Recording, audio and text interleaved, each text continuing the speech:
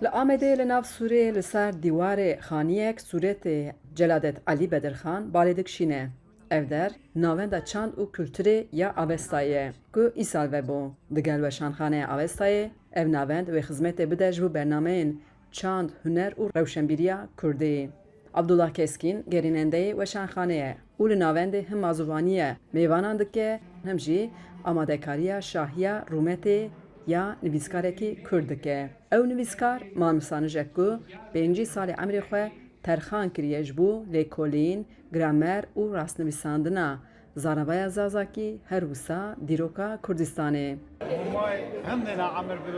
کسی وقت معلمی سانجن اشته برکن بره هم امبراسیم گلک دینداری وانی و منخوازن وقت بری درفت نبون اما نهایی دی درفت هیا هر کس بحث که لیکس تشتکی ناکش بروی اف 5 سالیا نویسکاریا و آنجی 40 سالیا نویسکاریا جبو ما بو مبستك وام كاربن تشتكي بكن ياك سريد ام برهم وابريكو بيك شابتكن تابي برهم مال مسانش همون البام انا بشك شيء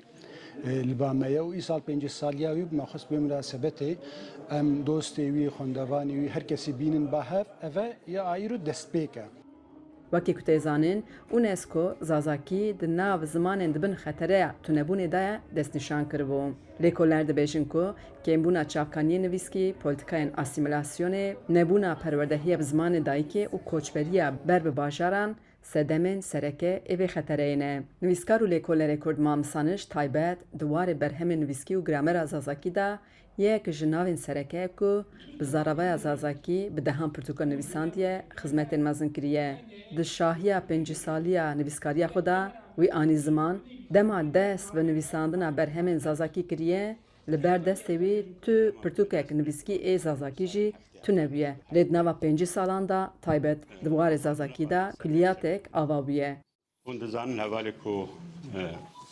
نفش منم بیجن امر منیزی هوا یا بکوجمن مازن ترم küçüktürün ev baş dizanın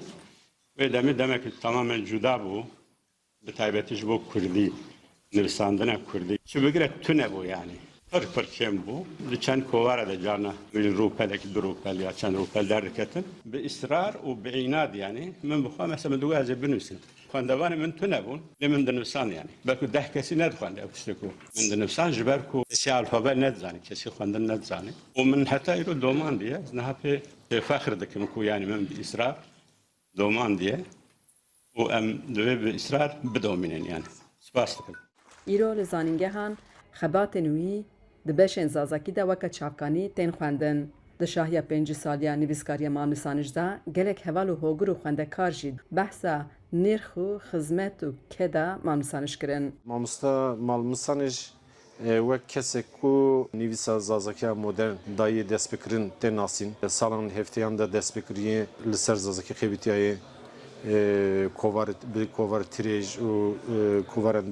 dinda dest bekuri o be mabenem bejin hatta üroji ev xebata xwe devam kiriye li ser zazakî mamosteyekî ku di roja me da dijî Celadet Ali Bedirxan ji bo zaravayê kurmancî çi be